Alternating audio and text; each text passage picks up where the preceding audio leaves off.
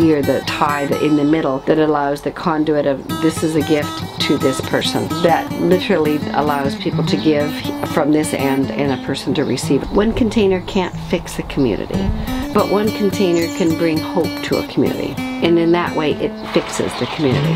If you give a hospital a place for people to sleep, and you give them equipment that they can do what they need to do medically, or you give teachers and children who are writing in the dirt and supplies, and you give them books, and you give them the opportunity to learn how to read, that stays with them forever. A real education changes that person.